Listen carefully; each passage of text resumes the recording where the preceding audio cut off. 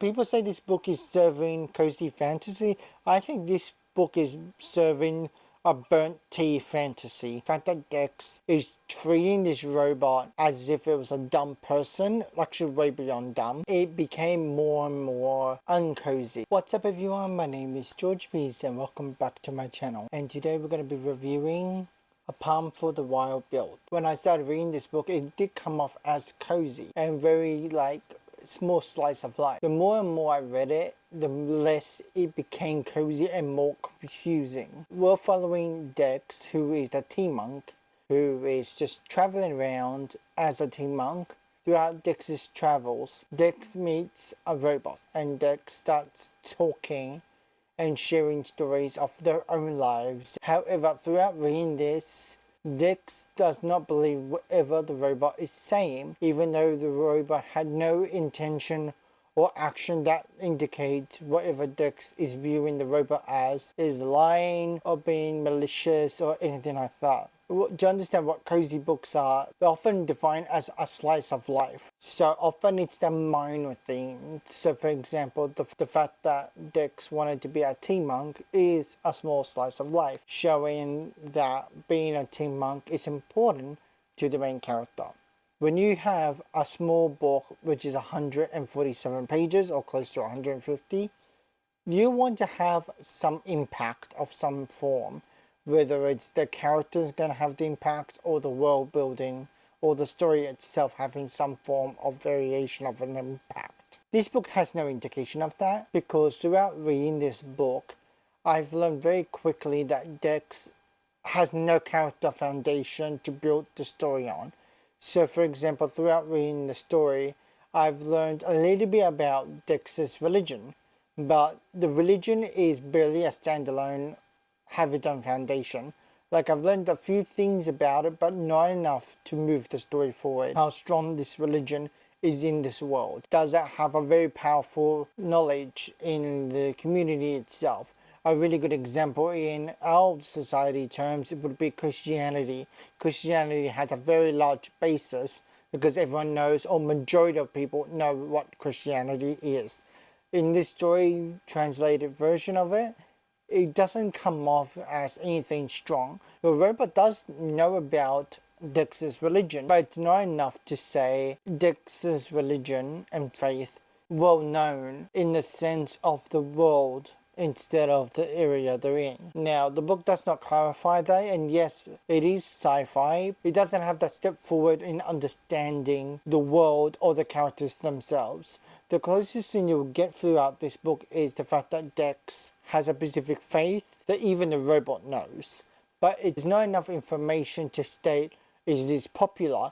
Is this something a lot of people will go to? How does this religion work? How does people function when they're not a tea monk? Which is honestly very, very ridiculous to even put in a book. And not only that, I rate this book 6 out of 10 only because the author's writing is really, really good. I enjoyed her prose and such, but a lot of the other times it lacks, specifically between characters and world building. The other thing I do like is the fact that Dex is actually helping people by making tea to ease their comfort and stuff. I thought that was a really cute, cozy moment where it shows Dex actually cared about people. In saying that, there is a contradiction to the fact that Dex doesn't know what to do, because throughout the book we learn that very, very quickly because of Dex's conversation with the robot and that interaction happening.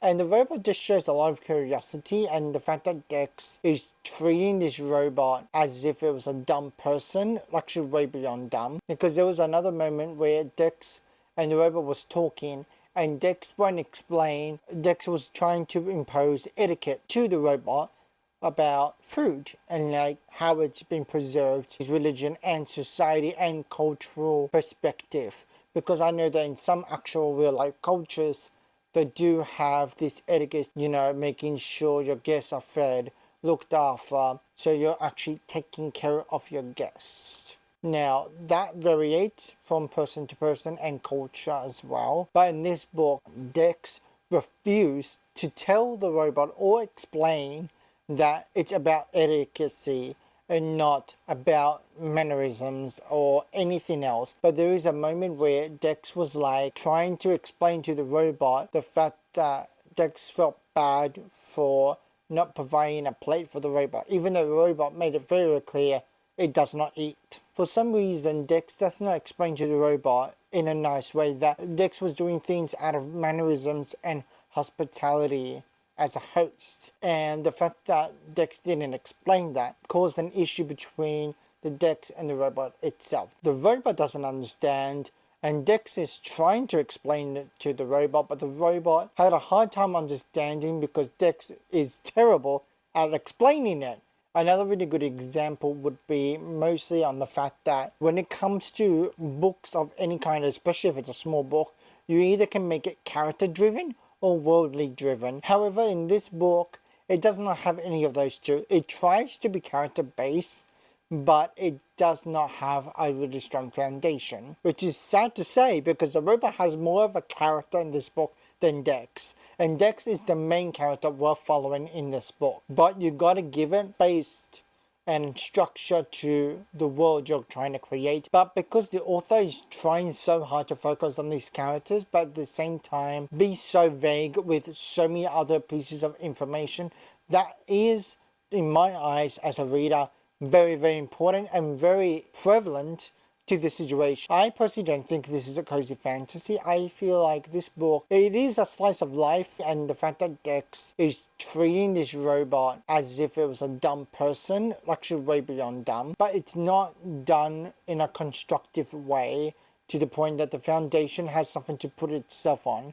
And also, this is a duology, so I'm not going to read book 2. The fact that Dex is treating this robot as if it was a dumb person, actually way beyond dumb. Unless I'm being given book 2, I am not reading it. It's not even worldly driven. It gives you a little bit of context of what's going on, but not enough to build a foundation. So that being said, I do love the writing. I do enjoy some of the characters. Specifically, I like the fact that Dex was helping people, I thought it was really cute. I like the fact that the robot is actually curious about things and always asking questions and wanting to know more things, even though Dex was very, very reluctant to answer them. And I find some of the times that Dex does answer, Dex chose to be very reluctant, mean, and outright silly at times when answering the robot's questions. I feel like I barely know Dex. If I were to describe to you who Dex is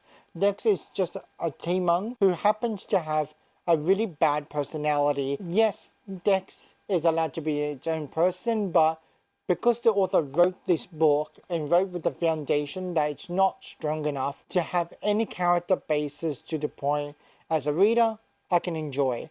It's giving me nothing. A blank piece of paper that is trying to describe what a religion looks like for a person and also for a machine. But the machine is very eager to know about what the human version of things are and vice versa. And that's what this book is giving me. People say this book is serving cozy fantasy. I think this book is serving a burnt tea fantasy. That's all for today, guys. If you guys have read this book, comment down your thoughts and opinions down in the comments below. And don't forget to subscribe to my channel if you have not done that already. And I will see you guys in my next video. Bye!